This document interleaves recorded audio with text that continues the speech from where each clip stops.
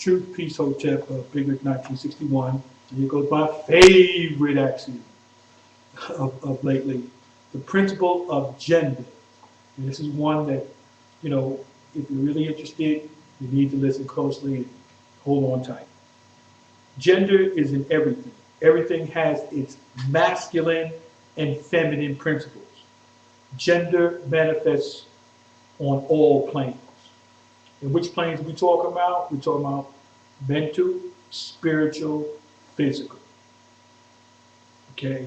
And, so that we don't get confused, when we talk about masculine, we're not actually talking about man. When we talk about feminine, we're not actually talking about women. And there's a divine confusion that goes on with that. It's just like positive and negative. It's still not masculine and feminine, though people try to define it as such. It's not strong and weak. And let me give you, because I saw that clearly, that the absurdity of the Western notion of creation as exclusively male activity can be traced in part to events that took place about 5,000 years ago. The Indo-European ruled nations of historic periods explain the creation of the universe by male deity on the institution of kingship when none had existed previously.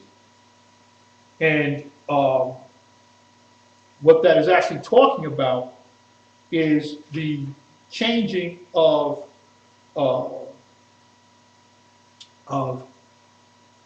belief systems before were on God being mother, not father.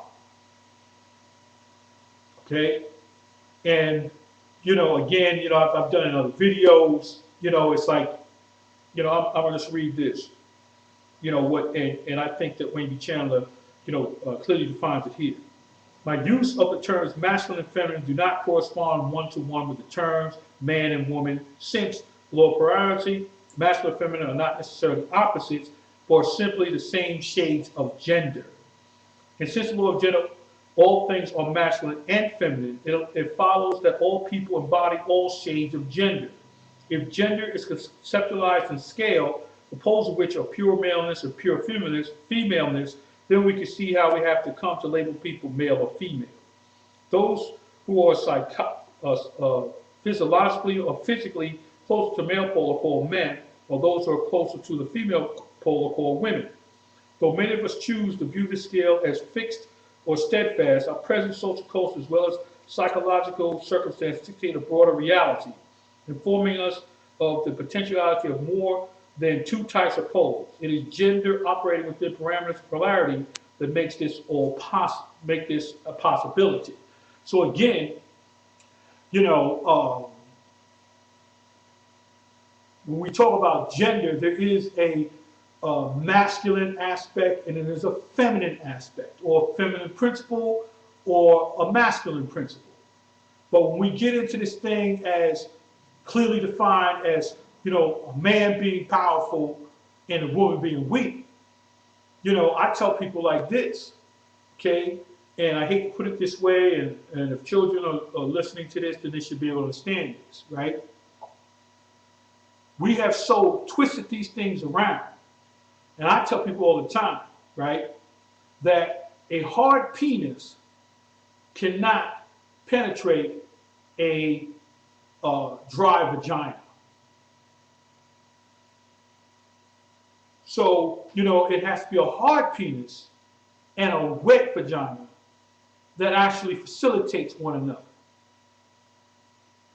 But we have these roles changed, where men are soft penis walking around and women are dry, vaginas. And so, these roles have changed and to the detriment of our human family. Now, I'm not saying that, a man should only get hard for a woman, or a woman should only get wet for a man, because again, we're getting into that socialized view of things. I'm not against a woman loving a woman. I'm not against a man loving a man. Okay, if that's what you want to do. But what I'm talking about is if all women love women, okay, and all men love men, then we wouldn't have this divine pairing as we have it now. Now, the other thing is, I'm not, again, foolish enough to believe that one day women wake up again and not need men anymore. Because we have gone against everything that we should be doing, which is we should be protecting Mother Earth, we should be protecting our queen mothers, we should be protecting our family, and we should be protecting our community.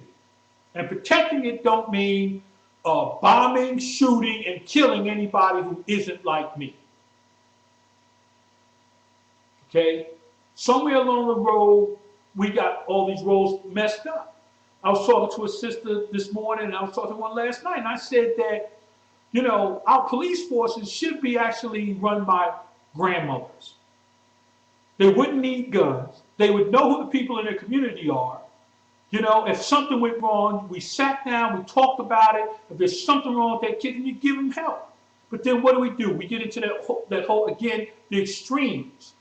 Okay, now we start killing people because they're psychos, or we put them someplace. I mean, you know, but then we got to understand, you know, where the psychology comes along that, you know, someone hates somebody or destroys somebody, sometimes it's how we treat each other. It's what we define as being a part of something. And that's something else that I'll go into in another video. But again, gender is what it is. Okay? Though I define myself as a divine masculine. Though I understand that within my divine masculine, I was created through a divine feminine. And that coming together of the divine masculine and divine feminine created me. The greatest creation that the great cosmic mother ever made. And that's how I define it. Now, somewhere along the road, you know, we went down a different path, and we said, you know what? Let's not deal with that mother stuff. Let's deal with the man stuff. But then to beat, to control, to exploit our mothers, okay, is not a good thing. Not to say that I have not ever done that. I'm not sitting here being the moral, you know, Geiger counter for, or the moral, you know, yardstick from which all men and all women should be. But each one should be able to define themselves within your own life. And hopefully, this is what, the path of enlightenment will do for each one individually. And then we can come to a collective means in order to, you know, change what we have today. Truth, peace, Hotep. Big Rig 1961.